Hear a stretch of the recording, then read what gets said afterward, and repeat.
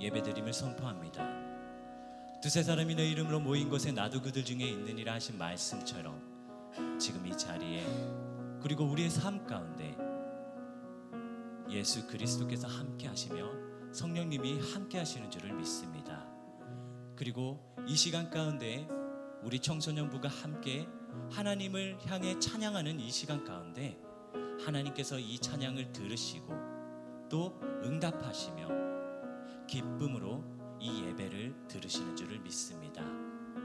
그리고 기록된 하나님의 말씀을 통해서 오늘 예배 가운데 하나님이 인도하시는 그 말씀을 따라 하나님의 그 선하신 뜻을 우리가 밝히 깨닫게 되는 그런 시간들 될 수 있도록 저희들의 마음과 저희들의 생각과 저희들의 시선을 붙들어 주시길 간절히 소망합니다.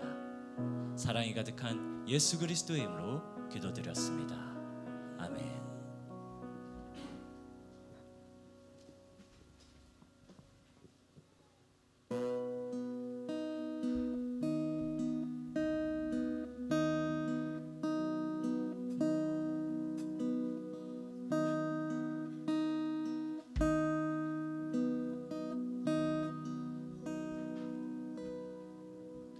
나의 사랑 너는 어여쁘고 참 귀하다. 어느 보석보다 귀하다. 내가 사랑스럽지 않을 때 너를 온전히 사랑하고 너와 함께하려 내가 왔노라. 주의 사랑 이 사랑은 결코 변치 않아. 모든 계절 돌보시는 푸른 마르고 꽃은 시든 나 주의 말씀은 진실해. 실수가 없으신 주만 바라라. 주님의 나라와 대신 나의 삶 속에 임하시면 주님 알기를 주만 보기를 소망해.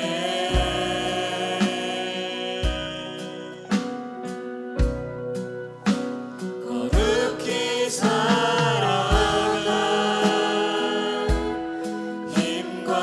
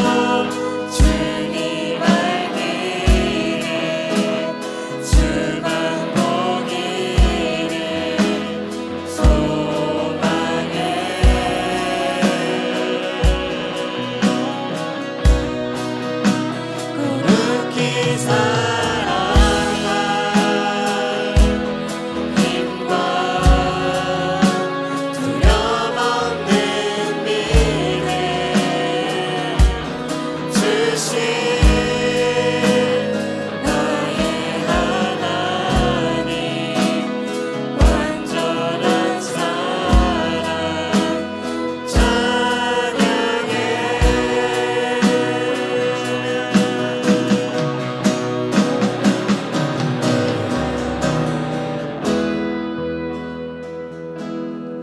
우리 모두 박수 치시면서 함께 찬양하는 시간 갖도록 하겠습니다.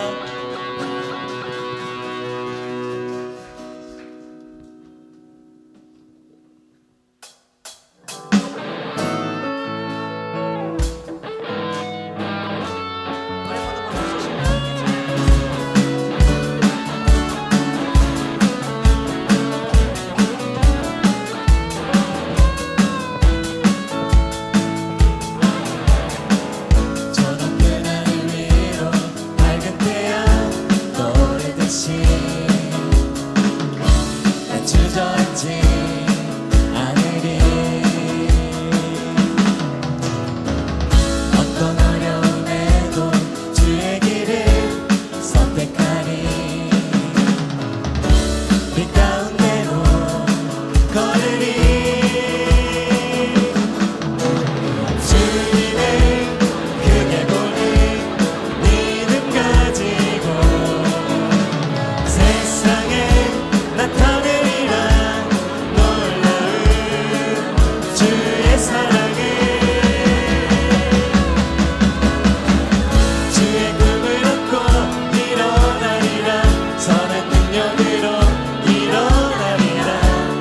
이 땅의 불행과 회복이 바로 나로부터 시작되니.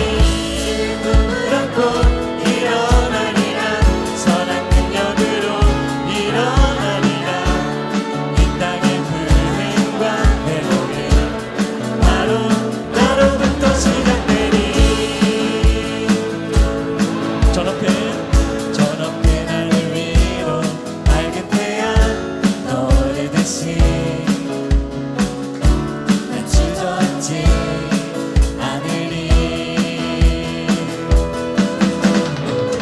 어떤 어려움에도 주의 길을 선택하리. 빛 가운데로 걸으리. 주님을 크게 보는 믿음 가지고 세상에 나타내리라 놀라운 주의 사랑을.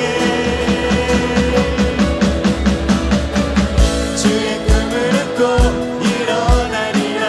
선한 능력으로 일어나리라. 이 땅의 불행과 회복은 바로 나로부터 시작되니. 주의 꿈을 얻고 일어나리라. 선한 능력으로 일어나리라. 이 땅의 불행과 회복은 바로 나로부터 시작되니. 주의 꿈을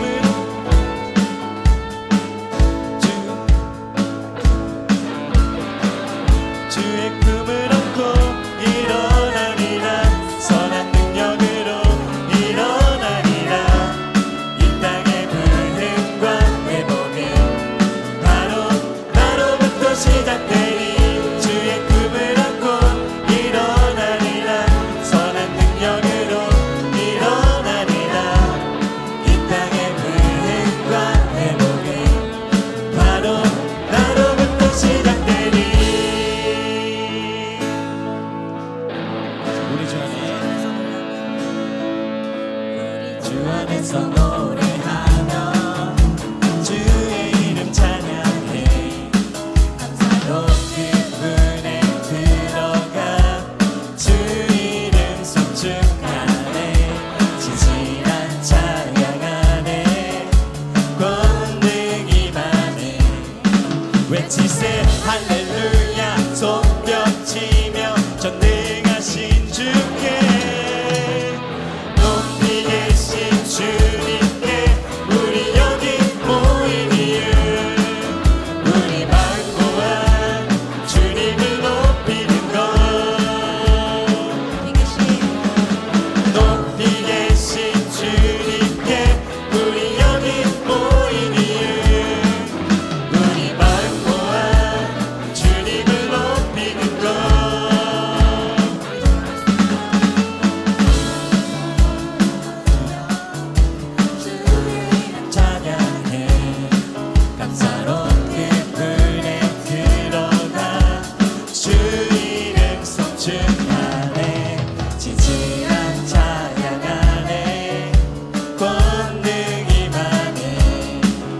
치세 할렐루야 손뼉치며 전능하신 주께 높이 계신 주님께 우리 여기 모인 이유 우리 마음 모아 주님을 높이는 것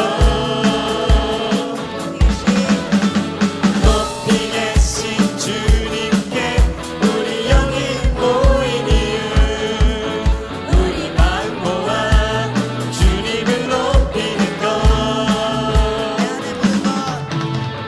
내 안에 모든 것 주를 바랄 때 주의 능력 또 영광 은혜와 자비로 찬양하며 춤추세 마음 문 열어 주가 자유케 하리 주의 이름 찬양해 모든 것 주를 바랄 때 주의 능력 또 영광 은혜와 자비로 찬양하며 춤추세 마음 문 열어 주가 자유케 하리 주의 이름 찬양해 높이 계신 주님께 우리 여기 모인 이유 우리 마음 모아 주님을 높이는 것 높이 계신 주님께 우리 여기 모인 이유 우리 마음 모아 주님을 높이는 것 성령이여 임하소서 내 바른 나의 심령 위에 주님의 은혜에 담비 내려 나를 멈추셔 주옵소서 주의 권세 주의 능력 지금 이 시간 임하소서 악한 권세 모든 깨뜨리고 주님 나라 임하소서 영광 할렐루야 예수의 그 피가 내게 승리 주네 구원이 되시네 영광 할렐루야 예수의 이름이 능력되네 소망이 되시네 성령이여 임하소서 내 마른 나의 심령 위에 주님의 은혜에 담비 내려 나를 꼭 적셔 주옵소서 주의 권세 주의 능력 지금 이 시간 임하소서 악한 권세 모든 깨뜨리고 주님 나라 임하소서 영광 할렐루야 예수의 그 피가 내게 승리 주네 구원이 되시네 영광 할렐루야 예수의 이름이 능력되네 소망이 되시네 영광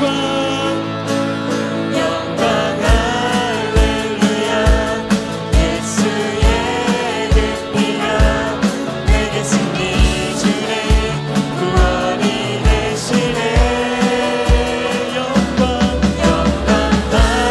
할렐루야 예수의 이름이 능력되네 소망이 되시네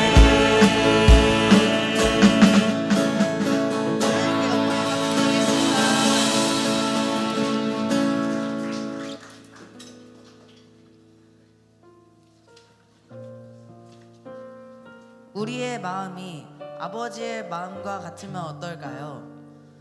우리가 눈물을 흘릴 때 하나님께서 아시지 않을까요? 그렇게 우리도 하나님을 바라보며 함께 찬양하는 시간 갖도록 하겠습니다. 아멘.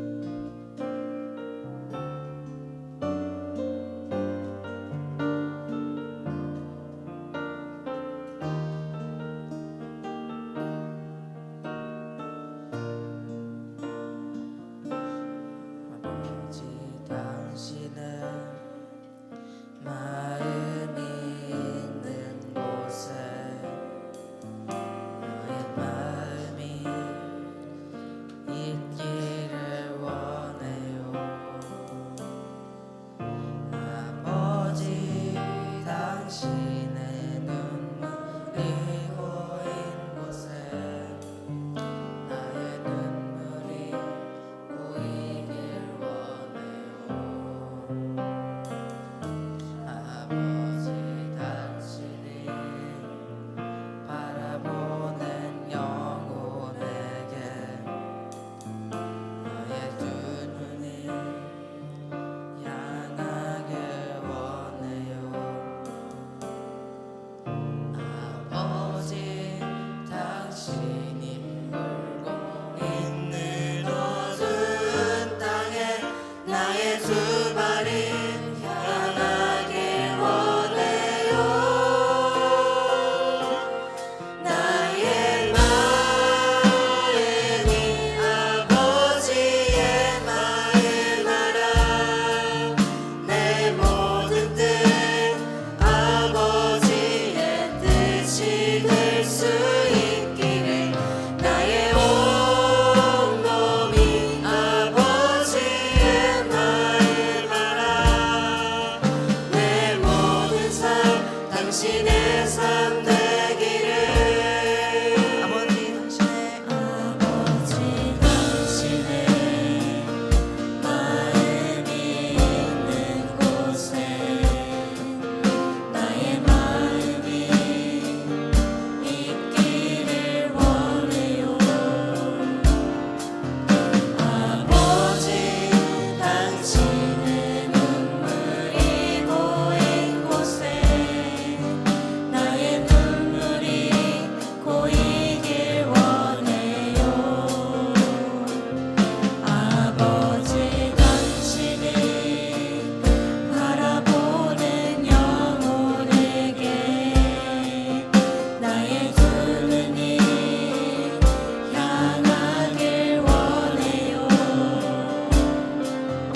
아버지 당신이 울고 있는 어두운 땅에 나의 두 발이 향하길 원해요. 나의 마음이 아버지의 마음 알아. 내 모든 뜻 아버지의 뜻이 될 수 있기를 나의 온 몸이 아버지의 마음 알아. 내 모든 삶 당신의 삶 되기를.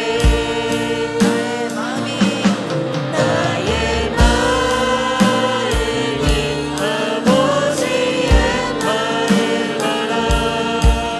내 모든 뜻 아버지의 뜻이 될 수 있기를 나의 온 몸이 아버지의 마음 알아. 내 모든 삶 당신의 삶 되기를.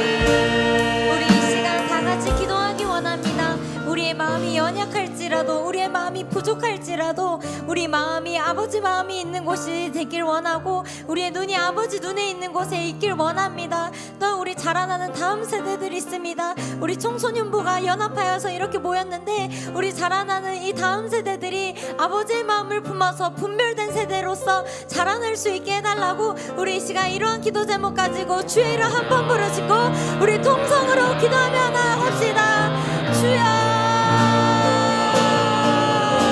아버지 기도합니다. 나의 마음이 주의 마음이 있는 곳에 있길 원합니다. 나의 마음이 연약할지라도 나의 마음이 부족할지라도 아버지 나의 마음이 주의 마음을 담기 원합니다. 나에게 주의 마음을 허락하셔서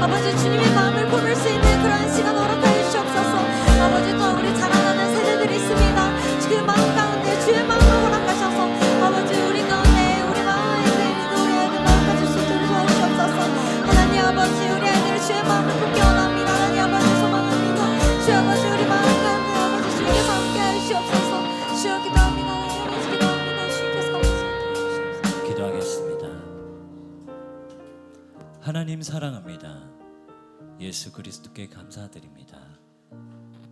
늘 우리를 인도해 주시는 성령님의 은혜에 감사드립니다. 또 기록된 하나님의 말씀에 감사드립니다. 우리의 삶 가운데 하나님의 말씀과 그 성령의 인도하심 따라 벗어나지 않는 삶을 살아가게 하시고 어긋나지 않는 그런 하나님의 선하신 뜻을 닮아가는, 예수 그리스도를 닮아가는 그런 저희들 될 수 있도록 붙들어 주시고 인도해 주시길 간절히 소망합니다. 사랑이 가득한 예수 그리스도의 이름으로 기도드렸습니다.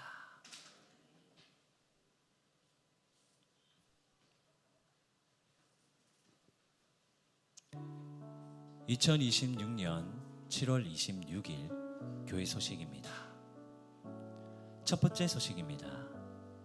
교육부 헌신 예배 안내입니다.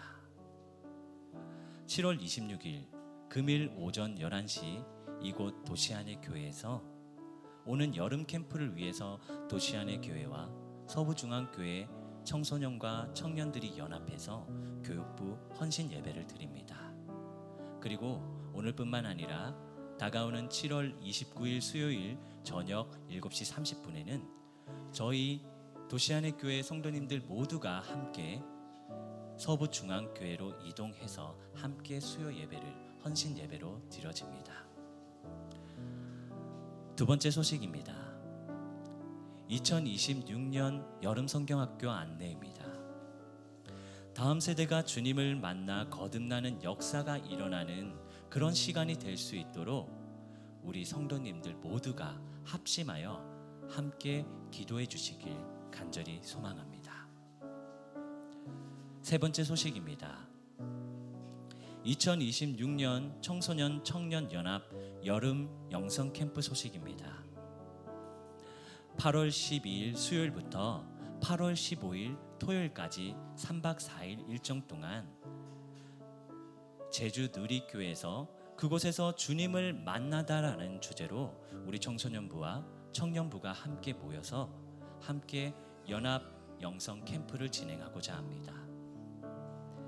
우리 다음 세대들이 예수님을 인격적으로 만나 거듭나는 역사의 현장이 될 수 있도록 성도님들의 많은 관심과 기도 부탁드립니다. 자세한 소식은 주보를 참고해 주시고 이상으로 2026년 7월 26일 교회 소식을 마치도록 하겠습니다. 감사합니다.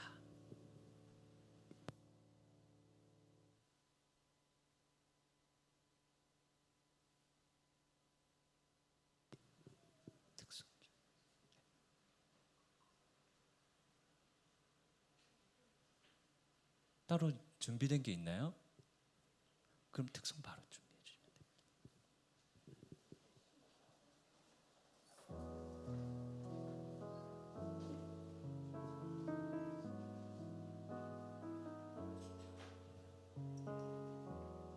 이 시간에는 우리 영성 캠프를 준비하고 있는 청년 청소년부들이 함께 특송을 준비했습니다. 그리고 지금 이 시간에는 우리 막내 두 친구가 헌금 시간에 봉헌을 섬기기로 했는데 예수 그리스도께 감사하는 마음을 담아서 우리 모두 함께 헌금하는 시간을 함께 가지도록 하겠습니다.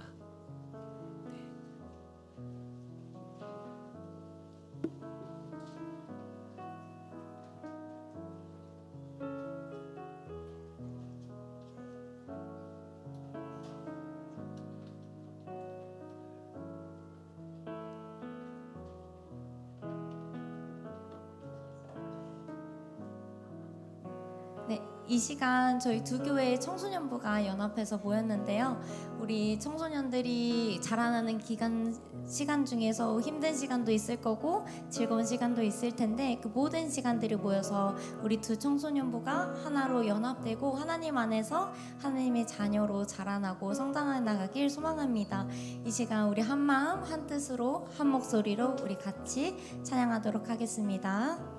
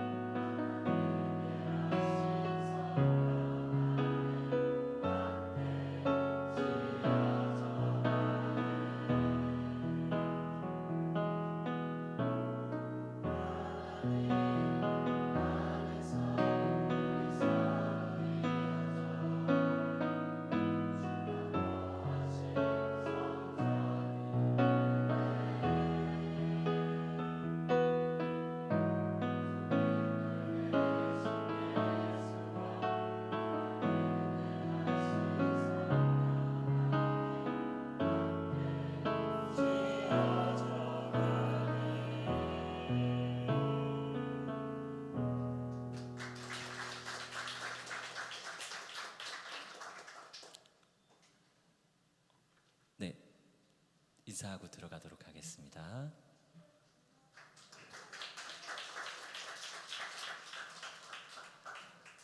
하나님께서 주신 귀한 목소리로 이 특성을 섬겨주신 청소년부와 청년부를 축복합니다. 기도하겠습니다. 하나님 감사합니다. 이 예배와 찬양 시간을 허락해 주심에 감사드리고 또 이 예배 자리에 나오면서 빈손으로 오지 아니하고 하나님께 드릴 예물을 허락해 주심에 감사드립니다. 그리고 이 시간 가운데 고사리와 같은 작은 손으로 헌금을 드리겠다고 하나님께 자기의 마음을 드리겠다고 찾아온 어린 아이들도 기억하여 주시고 또 이 자리에 피치 못할 사정으로 함께하지 못했지만 또 그들의 삶 가운데서도 성령님이 붙들어 주시고 인도해 주시길 간절히 소망합니다.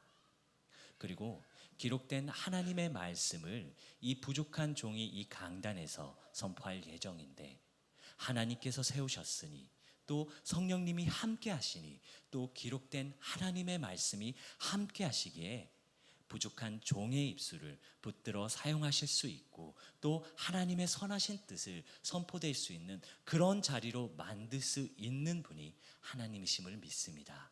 저는 부족하고 연약하지만 성령님이 크시기에 성령님이 온전하시기에 저를 붙들어 사용해 주시길 간절히 소망합니다.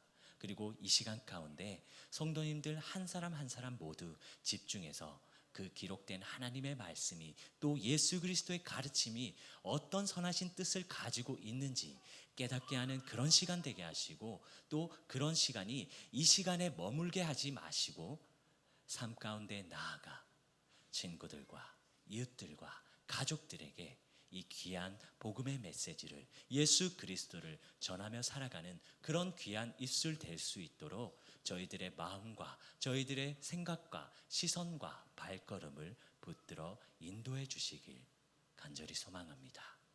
사랑이 가득한 예수 그리스도의 이름으로 기도드렸습니다. 아멘. 오늘 저희에게 주신 하나님의 말씀은 마가복음 9장입니다. 마가복음 9장 22절로 36절 말씀입니다.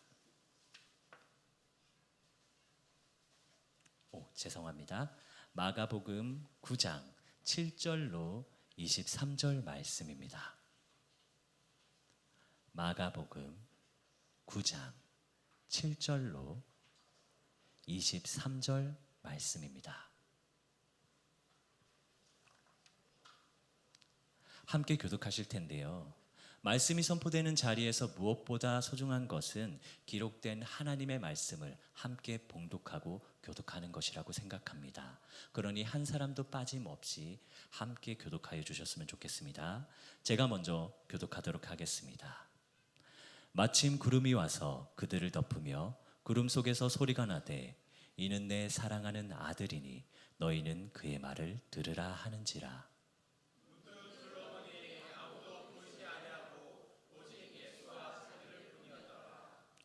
그들이 산에서 내려올 때에 예수께서 경고하시되 인자가 죽은 자 가운데서 살아날 때까지는 본 것을 아무에게도 이르지 말라 하시니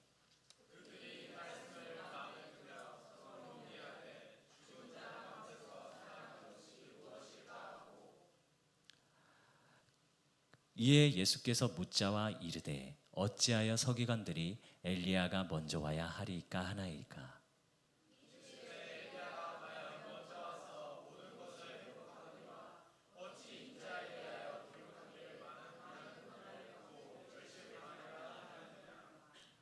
그러나 내가 너희에게 이르노니 엘리야가 왔을 때 기록된 바와 같이 사람들이 함부로 대우하였느니라 하시니라.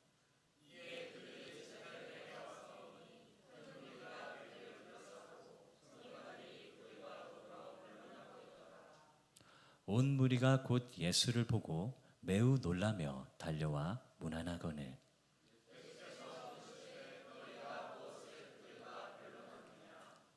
무리 중에 하나가 대답하되 선생님 말못바닥에 귀신 들린 내 아들을 선생님께 데려왔나이다.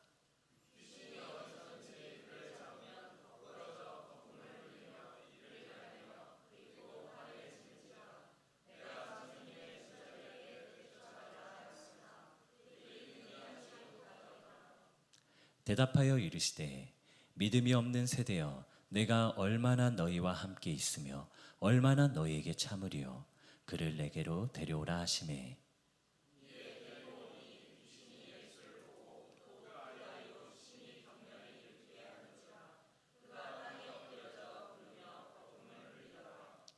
예수께서 그 아버지에게 물으시되 언제부터 이렇게 되었느냐 하시니 이르되 어릴 때부터니이다.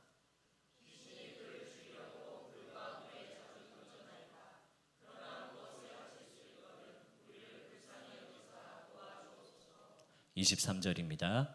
예수께서 이르시되 할 수 있거든이 무슨 말이냐 믿는 자에게는 능히 하지 못할 일이 없느니라 하시니 아멘.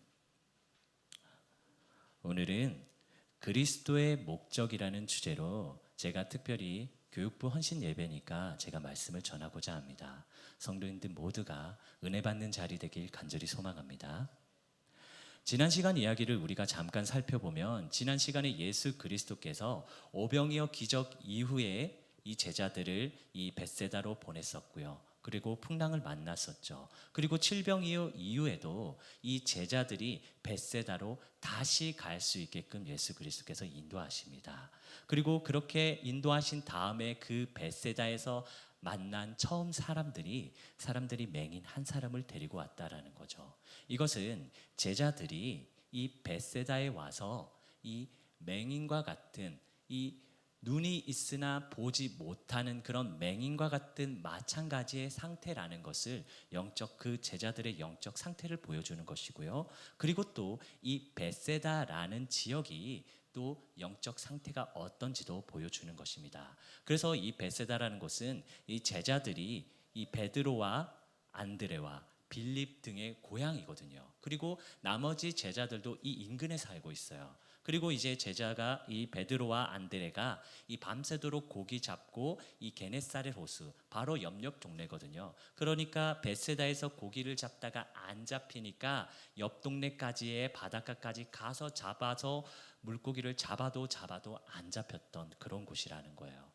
그런 상황 가운데 예수 그리스도를 만났는데 그런 어부들의 삶을 살다가 지금은 예수 그리스도의 제자된 삶을 살아가고 있었는데 그들을 다시 그 어부의 삶의 고향인 그 벳세다로 인도해 갔다라는 것은 이 제자들이 처음 예수 그리스도를 만났을 때 그들의 감정과 그들이 예수 그리스도를 영접한 그 순간에 변화된 그 삶의 이 방향성을 다시 되짚어 주기 위함이라고 보시면 돼요.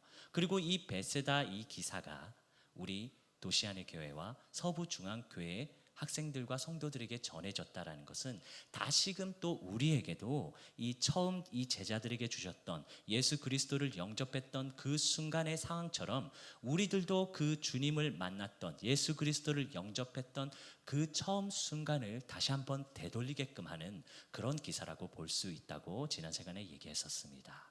그리고 이 벳세다라는 곳은 이 북요단강, 그러니까 갈릴리 호수 북쪽에 단이라는 곳이 있는데 이 단에서부터 요르, 흐른다라는 뜻이에요. 그래서 요르단이에요. 단에서부터 흐르는 곳이라서 맑은 물이 사시사철 흐르고 그 물이 이 갈릴리 호수로 들어가기 전에 이 벳세다를 지나게 돼요. 무슨 뜻이냐면은 이 벳세다라는 곳은 늘 맑은 물이 가득하고 맑은 물이 계속해서 흐르니까 농사가 잘 되고 그리고 뭐가 있죠? 갈릴리 바다라고 불리는 갈릴리 호수가 있잖아요. 그러니까 멀리 지중해 바다까지 나가서 낚시하지 않아도 언제든지 바다 물고기를 마음껏 잡을 수 있고 그리고 1차 산업시대인데 농업과 수산업을 동시에 할 수 있고 이때는 정수기는 웬 말입니까? 이때는 우물도 찾기가 어려워서 우물을 가려면은 먼 길을 걸어서 물을 떠야 하는 그런 상황이었어요. 그런데 벳세다는 어땠다? 늘 단에서부터 맑은 물이 이 벳세다를 지나고 있었다라는 거예요. 그러니까 물질적으로 정말 부유한 삶을 살 수밖에 없었다라는 거예요. 그런 삶을 살아가는 이 벳세다 사람들에게 예수 그리스도께는 이후에 나중 일이에요. 이 벳세다의 심판을 선포하게 됩니다. 그들의 죄는 성경에 기록되어 있지 않아요. 그런데 그들의 죄가 명확히 기록되어 있는 하나는 아마도 그 죄악 가운데 회개하지 않았기 때문에 심판이 오는 것 같습니다. 그러니까 이 맹인된 자를 이 벳세다에서 처음 만난 예수 그리스도를 영접한 이 맹인을 데려온 사람들, 그리고 이 맹인이 바로 이 벳세다의 마을의 상황을 정확히 영적 상태를 대변해 준다고 볼 수 있다라는 거죠. 그렇게 예수 그리스도께서 이 병자를 마주했으니까 당연히 치유해 줘야 되잖아요. 그런데 어떻게 했죠? 한 번에 치유해 주지 않습니다.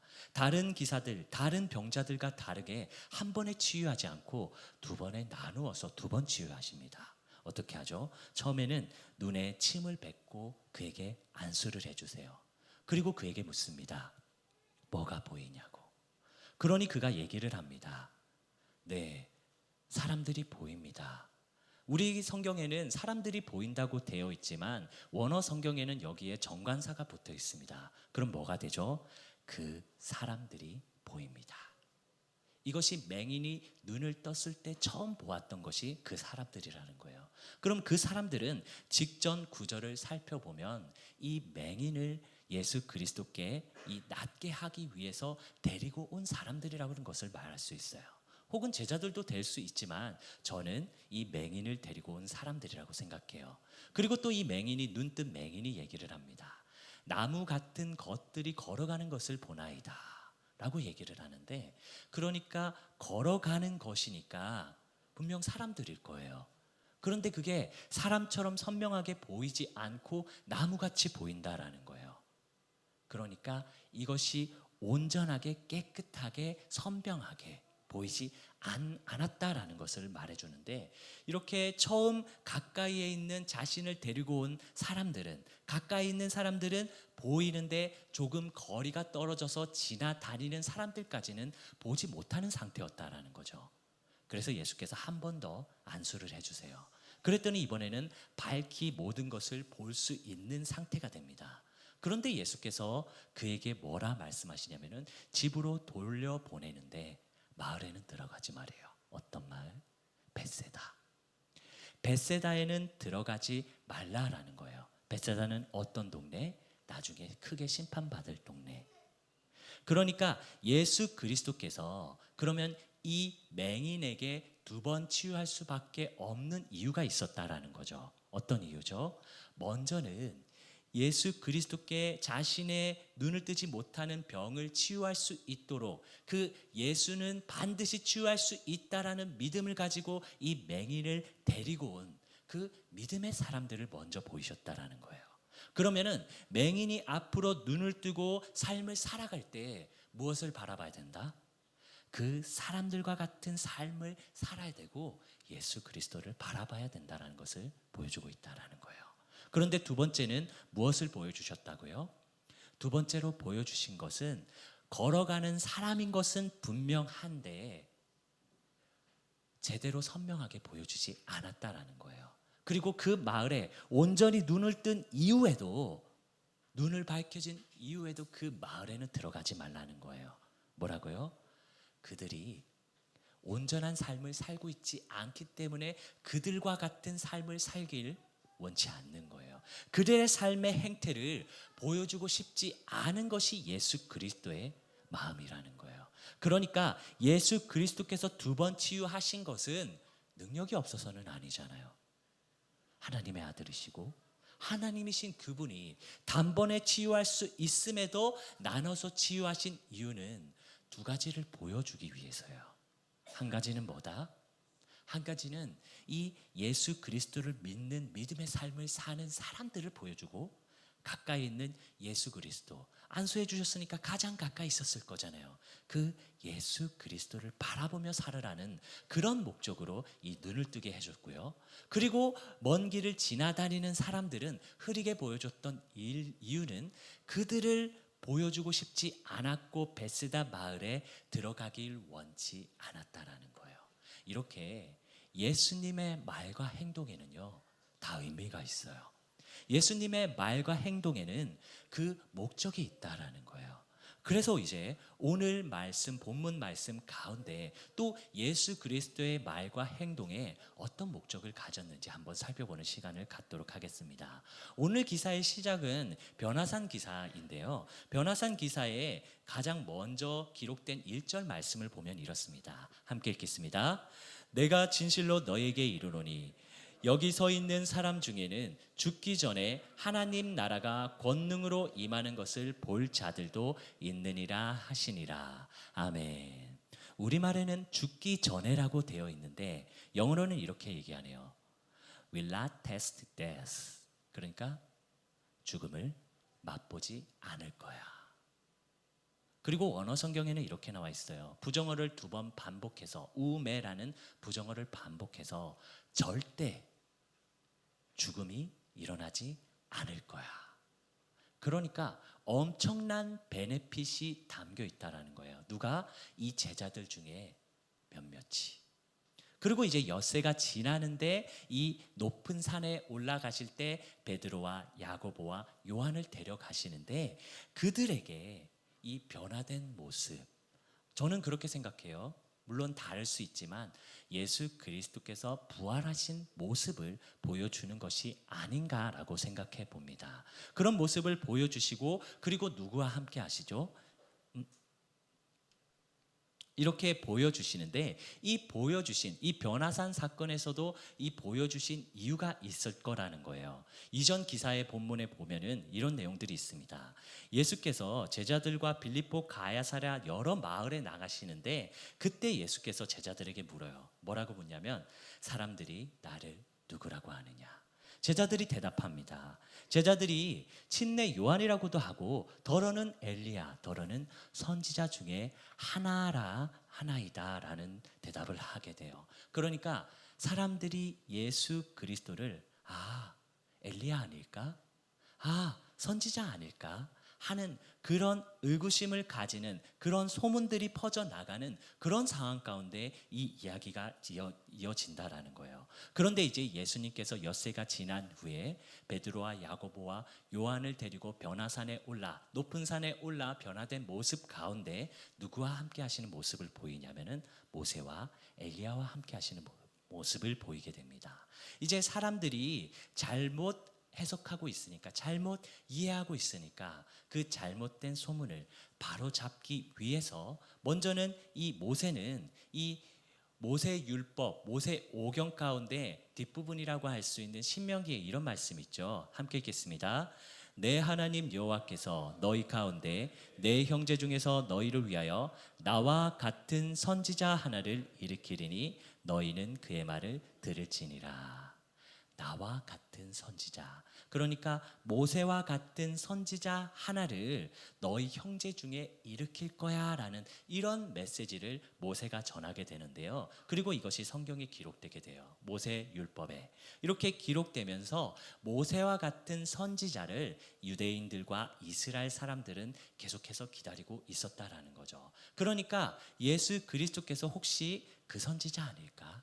이런 생각을 가지고 그 선지자일 거라는 생각을 가지고 소문들이 퍼져나가기 시작했다라는 거예요. 그리고 이 성경의 첫 부분은 모세 오경인데 구약 성경의 마지막 부분은 뭐죠? 말라기죠. 말라기에는 이렇게 나와 있습니다. 함께 읽겠습니다. 보라, 여호와의 크고 두려운 날이 이르기 전에 내가 선지자 엘리야를 너에게 보내리니. 그러니까 이 구약 성경의 끝에는 엘리야 선지자가 다시 돌아올 거라는 믿음이 누구에게 있었다? 유대인과 이스라엘 백성들에게 있었다라는 거예요. 그러니까 유대인의 믿음 가운데, 이스라엘 믿음 가운데 이 엘리야와 그 선지자, 모세와 같은 선지자를 기다리고 있는데 이 가운데 베드로가 고백을 합니다. 베드로가 랍비여 우리가 여기 있는 게 좋사오니 우리가 여기 초막 셋을 짓겠습니다. 하나는 주를 위하여, 하나는 모세를 위하여, 하나는 엘리야를 위하여 하나이다. 이것은 무슨 뜻이냐면은 이 장막이라는 것은 이스라엘 백성들은 출애굽한 이후에 이 지파별로 항상 장막을 기준을 그어서 항상 지파별로 장막을 쳤어요.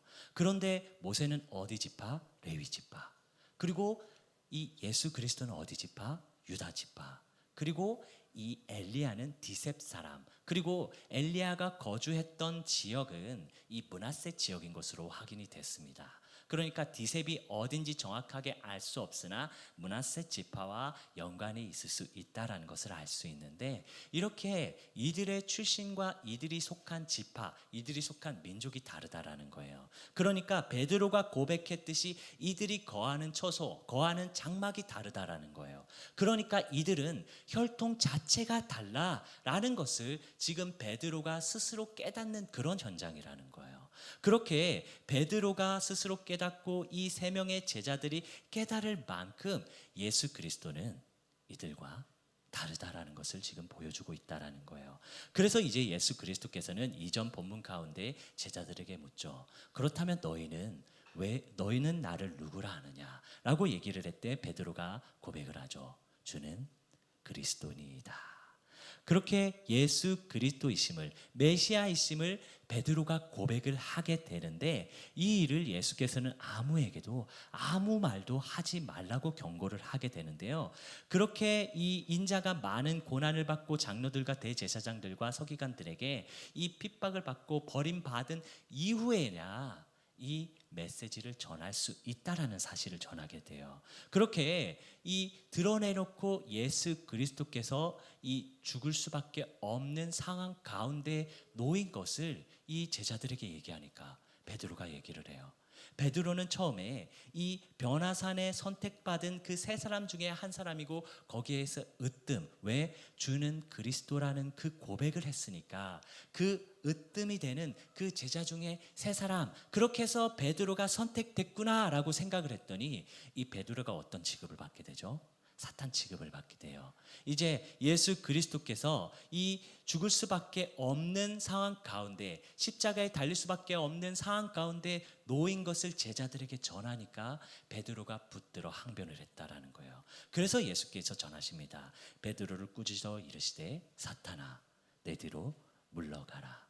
내가 하나님의 일을 생각하지 아니하고 도리어 사람의 일을 생각하는도다 하시고, 이렇게 또 무리와 제자들을 불러서 말씀하십니다. 누구든지 나를 따라오거든 자기를 부인하고 자기의 십자가를 지고 나를 따를 것이니라 라는 메시지를 전하게 돼요.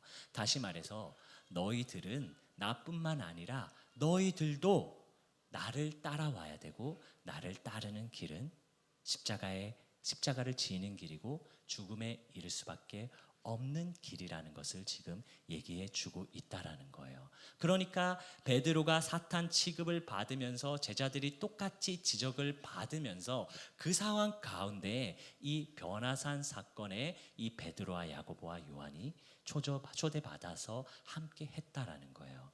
그때 이제 예수께서 이 변화산에 올려졌을 때 그 모세와 엘리야와 함께 대화하는 모습까지 보이시고, 베드로의 고백이 끝난 이후에 많은 구름이 이들을 감싸게 돼요.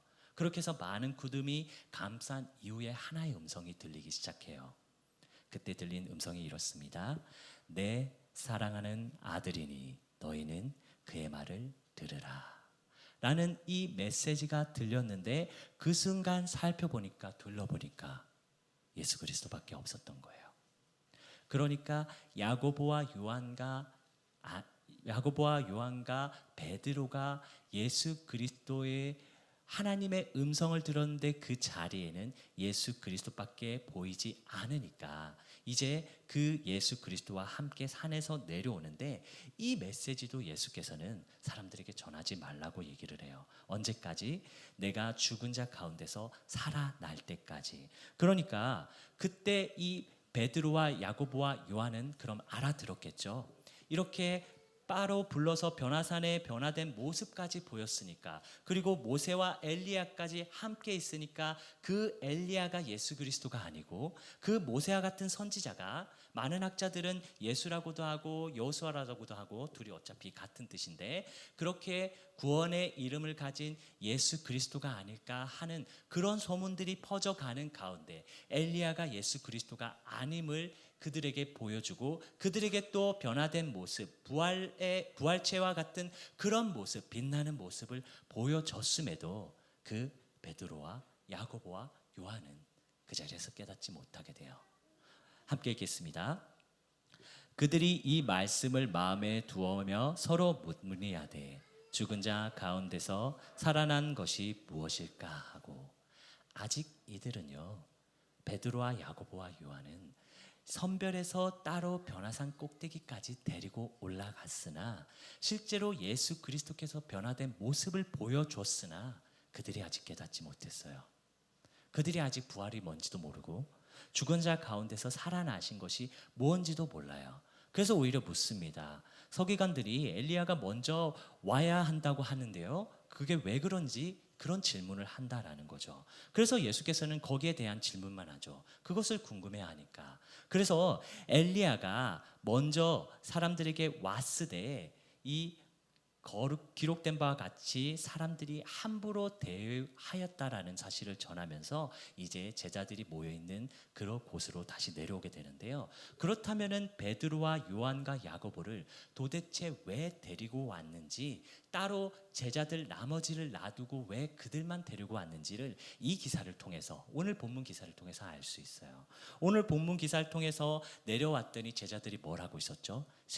이 서기관들과 다툼을 하고 있는 거예요. 이 서기관들과 다툼을 하고 있는 것을 이제 예수 그리스도께서 묻게 되는데, 한 사람이 이렇게 대답을 하는 거예요. 선생님, 말 못하게 귀신 들린 내 아들을 선생님께 데려왔습니다. 그런데 선생님의 제자들에게 내쫓아 달라고 했는데 그들이 능히 하지 못하던데요 라고 얘기를 한 거예요. 그런데 그들은 어떤 사람이죠? 그 제자들은 예수께서 귀신을 내쫓는 권능을 이미 부여받았어요. 언제? 마가복음 6장에서. 그러니까 지금 마가복음 9장인 상황 가운데 이미 예수 그리스도께 귀신을 내쫓는 권능을 받았는데도 그들이 능히 하지 못하는 모습을 보여줬어요. 그래서 이제 이 귀신 들린 자의 아버지가 예수께 그냥 이렇게 얘기하는 거예요. 당신이 만약에 할 수 있으면 해주세요. 우리를 불쌍히 여겨서 한번 해주세요. 할 수 있거든. 그러니까 예수님이 말하시죠. 할 수 있거든이 무슨 말이냐? 믿는 자에게는 능치 못할 일이 없느니라 얘기를 하면서 그에게 무엇을 끌어내시죠? 그에게 믿음과 기도를 끌어내게 돼요. 그렇게 그가 고백하게 됩니다. 내가 믿나이다. 내 믿음 없는 것을 도와주소서. 그렇게 제자들에게는 그가 할 수 있거든 해주세요.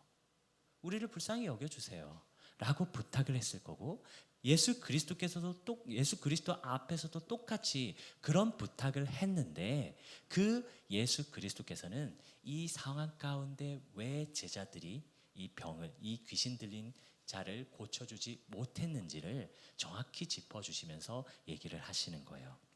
그렇게 그에게 믿음이 없다라는 사실을 아시고, 그리고 기도가 빠졌다라는 사실을 아시고 그에게 요구를 하는 거예요.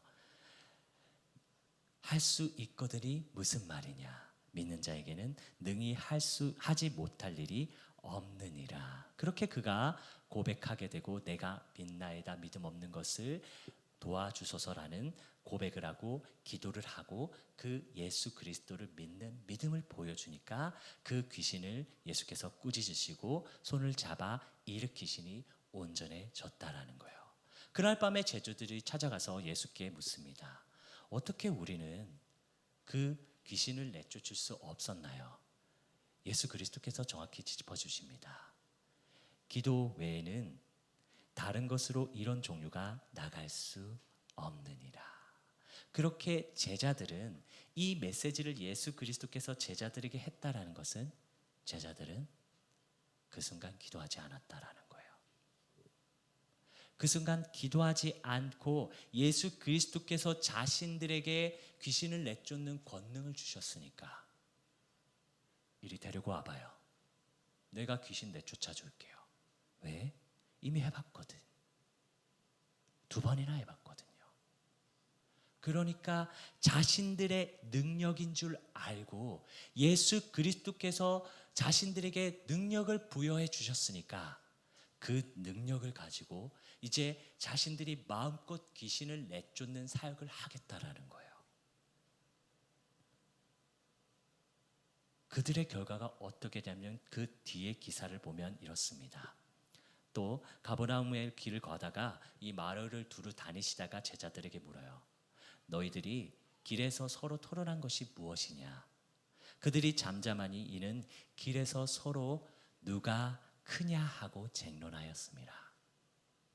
그러니까 이 제자들이 예수 그리스도께서 귀신을 내쫓는 권능을 주셨으니까 자신이 이제 귀신을 내쫓아 보겠다고 자신의 능력으로 자신의 의를 높여서 귀신을 내쫓아 보겠노라고 그렇게 귀신을 내쫓는 행위를 했는데 그럼 되나요? 안 되죠. 그리고 그 제자들이 자신들도 기도를 하지 않았는데 그 귀신 들린 아이의 아버지에게 기도를 요구했을까요? 자신들도 기도 안 하는데. 그러니까 기도를 가르쳐 주지도 않고 자신들조차도 기도하지 않으니까 능력이 나올 리가 없죠. 그런 제자들의 영적 상태를 아시고 그나마 그들보다는 조금 나았던 도찐 개찐인데 그나마 12 중에는 조금 나았던 베드로와 야고보와 요한을 데리고 가셨다라는 거예요. 왜?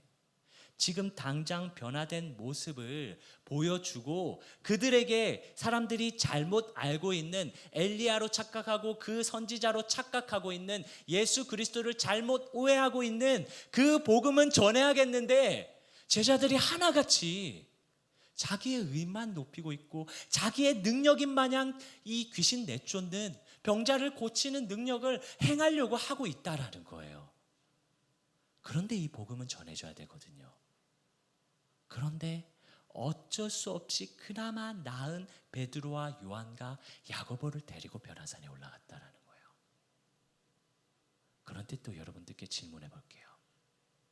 만약에 베드로와 요한과 야고보가 그 변화산에 올라가서 모든 것을 깨달아 버리고 모든 것을 통달해 버렸어요. 그럼 어떻게 되나요? 또 예수 그리스도가 필요 없게 돼요. 그러니까 이 제자들 12 제자들도 저희들과 똑같이 연약하고 부족한 모습 가운데 있는데 그나마 복음을 계획했던 복음을 전해야 하니까 십자가에 달리기 전에 변화된 모습을 전해서 자신들이 부활되면 어떤 모습을 변화될 수 있는지를 보여줘야 되니까 그들에게 보여줬는데 그들이 아직 믿지 못하고 아직 무엇인지 정확히 깨닫지 못하기 때문에 예수 그리스도께서 십자가에 달릴 수밖에 없다라는 거예요. 예수 그리스도께서 십자가에서 완성을 할 수밖에 없다라는 거예요. 제자들이 여기서 다 깨달아 버리면 안 돼요. 제자들은 언제 깨닫죠? 예수 그리스도께서 모든 죄악을 짊어지고 십자가에 대속하신 이후에 그리고 내 아버지께서 약속하신 것을 기다리라 라고 하셨던 그 성령님이 제자들의 각 사람 머리 위에 앉을 때까지. 다시 말해서 이 12 제자들조차도 성령 충만함이 없으면 안 된다라는 거예요. 기도가 없으면 안 된다라는 거예요. 말씀이 없으면 안 된다라는 거예요. 예수 그리스도가 없으면 안 된다라는 거예요. 그런데 우리들은 어떻게 살아가고 있죠? 내 힘, 내 능력, 내 뜻. 그렇게 살아가고 있지 않나요? 저도 그럴 때가 너무 많아요. 목사님, 이거 내가 맞죠? 이렇게 교만한 생각을 할 때가 있어요. 그때마다 저희 목사님이 저를 혼내주십니다. 그런 삶을 너무도 많이 살아간다는 거예요. 우리 학생들은 지금부터 깨달았으면 좋겠어요. 내 힘, 내 능력, 나를 믿지 말고요. 나중에 정말 열심히 공부하고 정말 열심히 성실하게 살아가지고 사회적으로 성공할 수 있어요. 경제적으로 성공할 수 있어요. 그때 한번 내 능력대로 할 수 있는지를 한번 해보세요. 절대 할 수 없을 거예요. 제가 연봉 1억까지는 달성해봤거든요. 그렇게 개인 사업을 해서 나름 성공을 했던 삶의 시간이 있었어요. 그때 하나님께서 제 경제적인 문제를 치시더라고요. 그때 알았어요. 내 마음대로 할 수 없었구나. 그때가 40일 동안 한 1680만 원을 벌었던 때거든요. 가장 높은 수익이었어요. 제 나름에는. 그대로 유지되면 연봉 2억까지도 가능했었잖아요. 그런데 그 순간에 딱 치시더라고요. 그때 깨달았어요. 내 삶 가운데 나의 모든 문제는 주께서 주관하시는구나.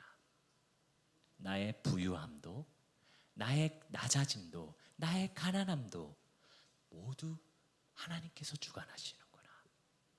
그래서 제가 이 강단에 서 있는 거예요.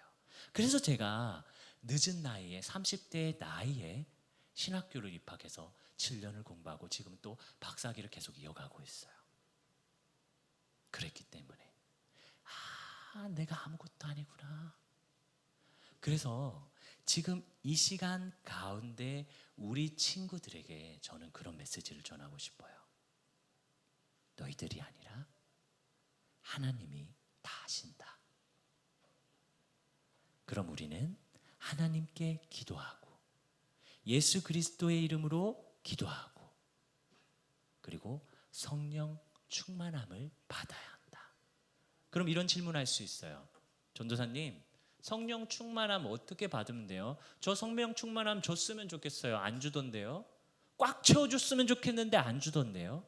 지성아, 어떻게 채우는지 알아? 우리를 다 비우면 돼. 나를 비우잖아. 그 빈 공간에 성령님이 들어가실 수 있는 거야.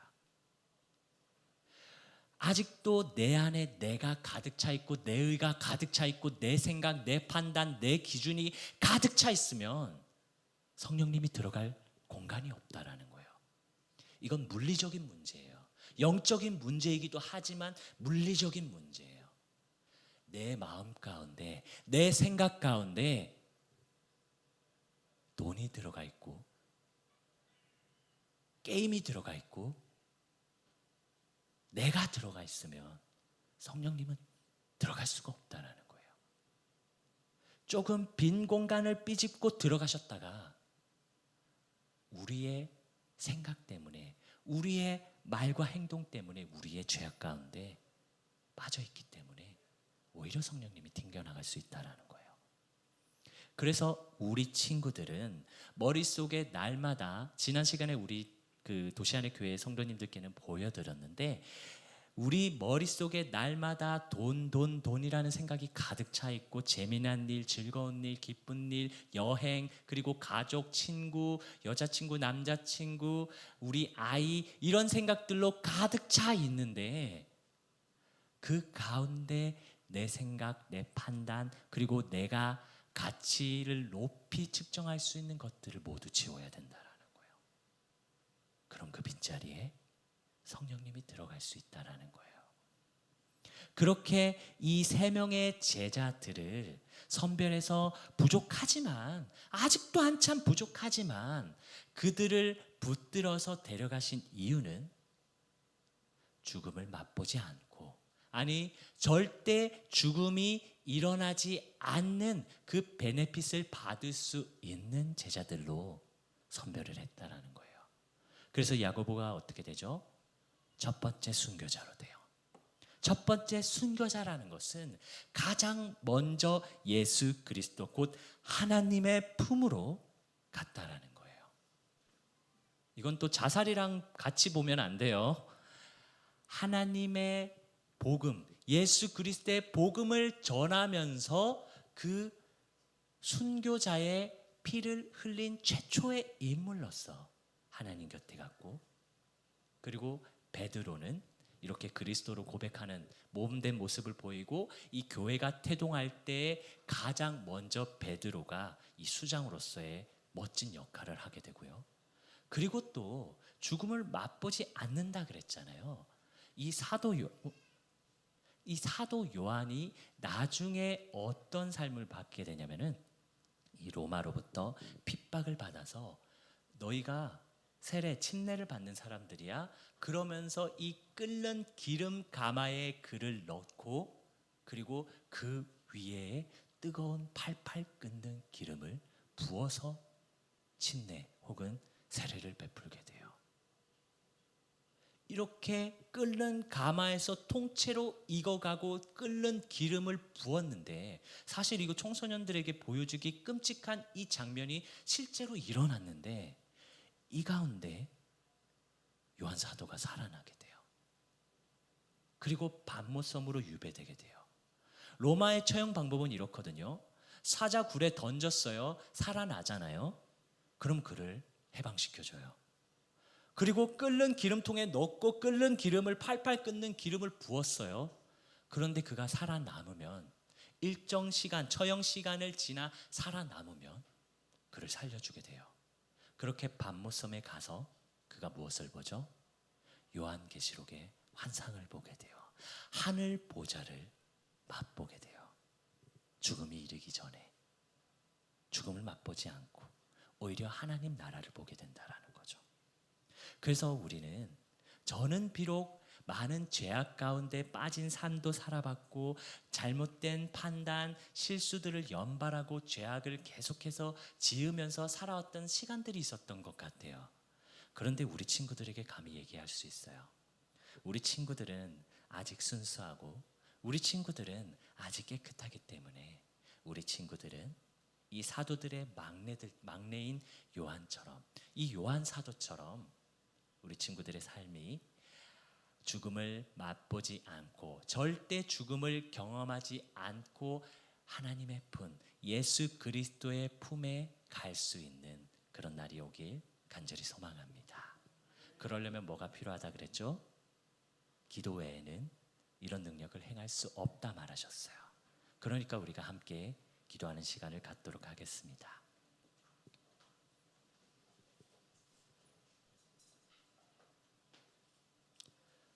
하나님 사랑합니다. 예수 그리스도께 감사드립니다. 늘 우리를 인도해 주시는 성령님의 은혜와 예비하심에 감사드립니다. 또 기록된 하나님의 말씀을 주심에 감사드립니다. 이 기록된 하나님의 말씀을 통해서 하나님의 선하신 뜻을 발견하고 예수 그리스도의 가르침을 발견하며, 이 부족한 종의 입술을 통해서 전해졌지만 하나님의 선하신 뜻이 이곳에서 드러났기를 소망합니다. 그리고 이 자리뿐만 아니라 우리 친구들과 우리 성도님들과 서부중앙교회에서 오신 이 성도님들이 이 기록된 하나님의 말씀을 기억하고 예수 그리스도의 가르침을 기억해서 삶 가운데 나아가서 그 복음을 선포하고 예수 그리스도를 전하며 살아가는 그런 입술로 살아가게 하시고, 그런 발걸음으로 인도해 주시길 간절히 소망합니다.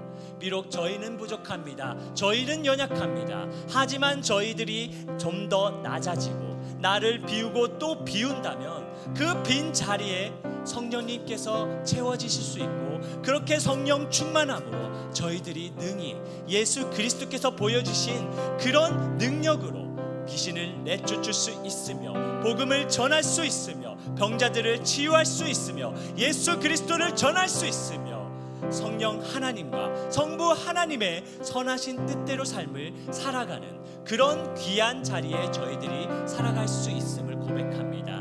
그리고 우리 친구들이, 우리 성도님들이 예수 그리스도께서 선포하신 그 말씀 따라 죽음을 경험하지 않고 절대 죽음을 맛보지 아니하고 예수 그리스도와 하나님의 곁에 나아가서 하나님 보좌에서 함께 그 기쁨을 만끽하는 그런 성도님들, 그런 우리 청소년부와 청년들이 될 수 있도록 저희들의 마음과 저희들의 생각을 붙들어서 인도해 주시기 간절히 소망합니다. 사랑이 가득한 예수 그리스도의 이름으로 기도드렸습니다. 아멘. 우리 시간 함께 찬양하는 시간 갖도록 하겠습니다. 좀 전에 특송으로 함께 불렀던 찬양이니까, 익숙한 찬양이니까 함께 가사를 보면서 찬양했으면 좋겠습니다.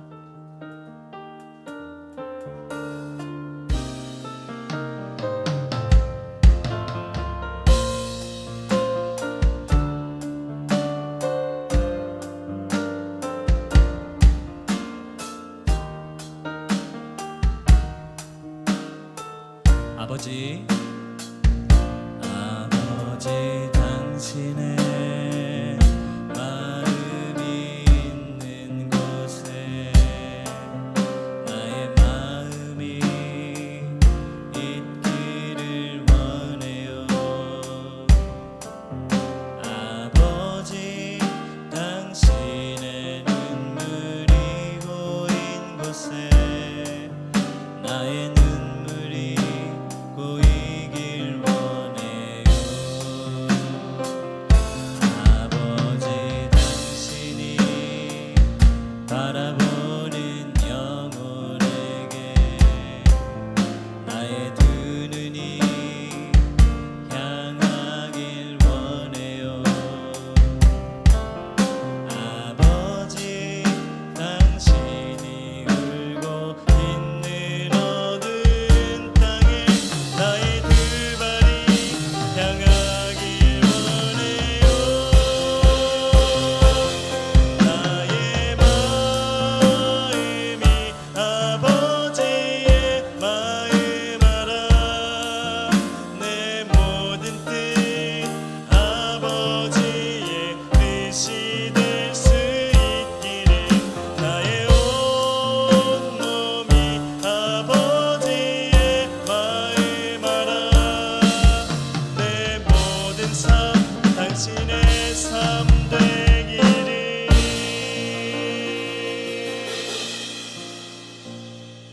목사님의 축도로 예배를 마치도록 하겠습니다.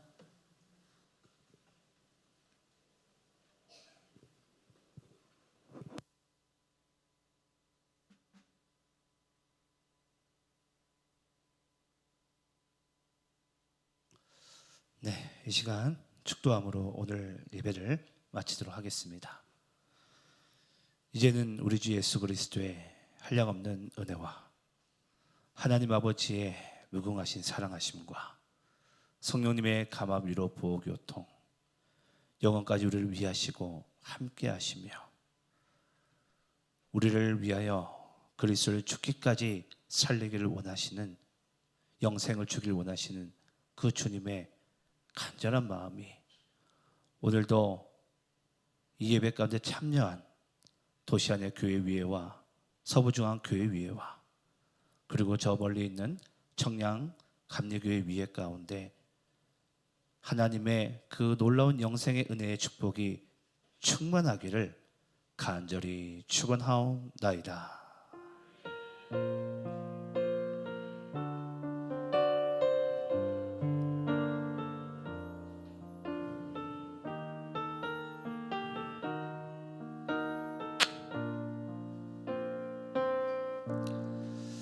네, 우리 수고하신 우리 도시안의 교회 청소년부 또 우리 서부중앙교회 청소년부 감사드립니다.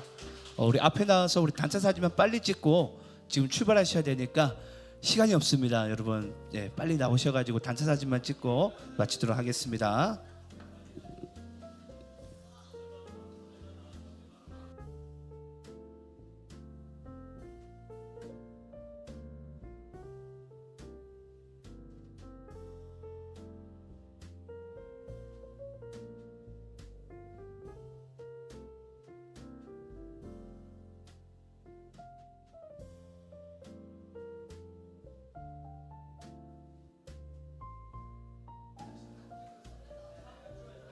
마이크.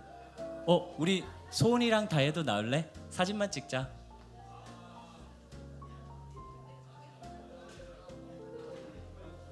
완전 타이트하게. 완전 타이트하게. 여기만 하면 돼요. 이렇게. 바람 안 부니까 괜찮을 거예요. 여기만 잡아도 돼요. 완전 타이트하게. 네? 자, 앞으로 바짝. 현수막 앞으로 바짝. 좋았어. 자. 누가요? 누가 키가 크죠?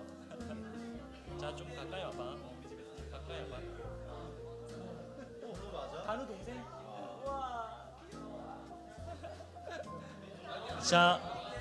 자, 다 빨리 와주세요. 재욱. 네. 하온. 저 장로님 혹시 안 찍으시나? 야, 단우 주인공이야. 와, 네가 좀 아는구나. 자, 우리 다 같이 찍겠습니다. 성신부장이 안 해.